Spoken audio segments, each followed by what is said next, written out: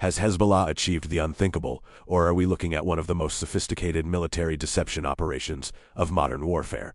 Recently, Hezbollah released FPV drone footage claiming the direct destruction of Israel's prized Iron Dome air defense system. The online OSINT community immediately fractured. Skeptics weaponized low-resolution screenshots to claim the target was nothing more than a cheap wooden decoy. But here at Ground Zero, we don't settle for surface-level claims.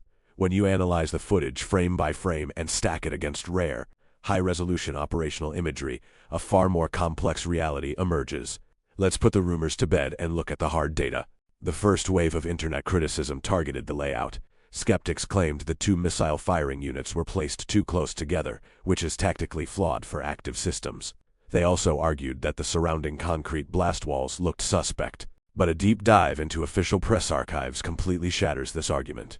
If you look at high-quality imagery from Getty and Sky News, you will see that the Israeli Defense Forces place operational Iron Dome launchers in exactly these types of semi-enclosed, fortified bunkers made of heavy, prefabricated concrete T-walls. The alignment holes at the top of the block match up perfectly.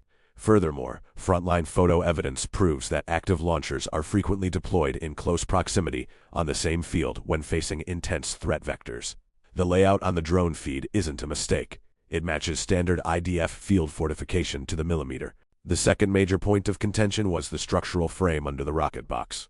Critics pointed out that as the drone zoomed in, you could see right through the lower framework to the sand below, concluding the system was a hollow fake. Once again, basic geometry and physics give us a different answer. If we look at an Iron Dome unit from a ground-level perspective, the massive rocket box actually sits suspended nearly 2 meters in the air, resting on its main orientation axis and hydraulic lift arms. When an attack drone approaches from a steep top-forward angle, it looks right through that empty space under the container. Seeing the ground below doesn't mean the unit is hollow. It proves the rocket container is elevated exactly where it is supposed to be. Combined with the optical compression of a wide-angle drone lens, thick steel beams can easily appear narrowed and distorted on a low-resolution video feed. Now let's talk about the absolute climax of this visual investigation, the top of the rocket pod. Early arguments claimed the 5x4 grid of launch tubes looked completely flat and painted on. However, if we pull up an incredibly rare reference photograph of an Iron Dome pod shot directly from above during transport, we finally see the truth. The 20 individual launch cells are covered with flexible, weather-resistant, silver-white protective caps featuring distinct cross-shaped ribbing designed to tear open upon launch.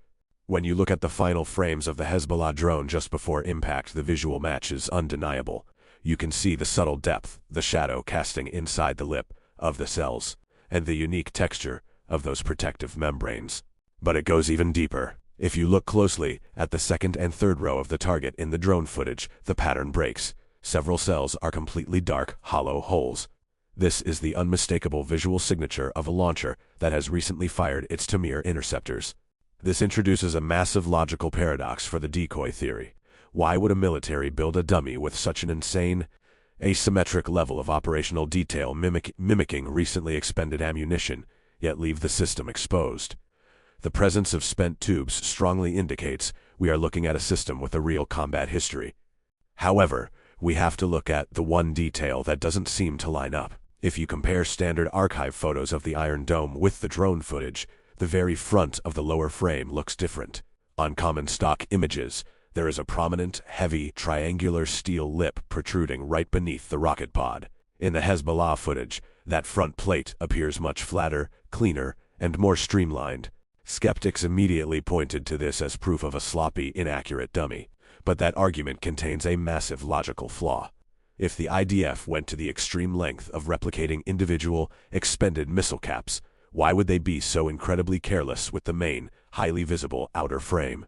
The answer lies in the evolution of military hardware. The Iron Dome is not a static system. It has been continuously upgraded by its manufacturer, Rafael, since 2011. What we are seeing is highly likely a variant or block upgrade difference. While common internet photos show older production models with the heavy, angular front lip, the newer blocks feature modified, optimized engineering frames for better field serviceability or weight distribution.